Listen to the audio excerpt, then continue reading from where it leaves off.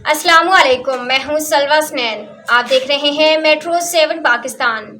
आइए नजर डालते हैं आज की अहम खबरों पर। गुज़िश्ता साल की रिवायत को बरक़रार रखते हुए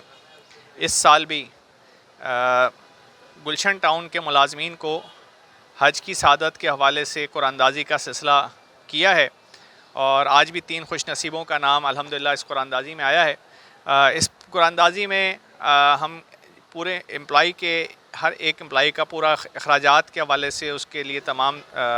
माली वसाइल उसको मुहैया करते हैं, क्योंकि इस वक्त हज दरख्वास्तों का सिलसिला शुरू हो गया है और इस हवाले से हमने आज इस तकरीब को रखा था। आज भी 3 अफराद का नाम इस कुरानंदाज़ी के ज़रिए सामने आया है और ये एक ऐसा सिलसिला है कि जिसमें हमारी कोशिश ये है कि जो अफराद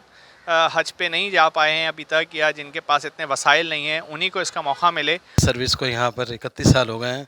और 4 साल मेरे रिटायरमेंट में रह गए हैं और गुज़िश्ता कई अदवार में ऐसा हुआ कि हमारा नाम नहीं आया और एक दो ऐसा भी आया कि 17 ग्रेड के अफसरों के नाम हज की पॉलिसी में नहीं दिए गए। इसके लिए हम ममनून और मशकूर हैं डॉक्टर फवाद अहमद साहब के। जब से ये नई टाउन इंतज़ामिया आई है, डॉक्टर फवाद ने जब से चार्ज संभाला है, तो उसमें जो हज कुरानंदाज़ी का सिलसिला था वो होता रहा है और इन्होंने भी उस सिलसिले को जारी रखा।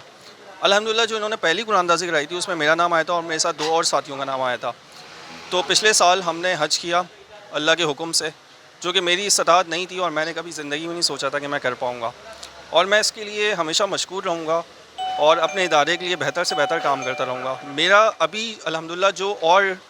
हमने देखा दूसरे मुलाज़मीन का भी नाम आया है, तो इससे ये होता है कि कर चुके हैं,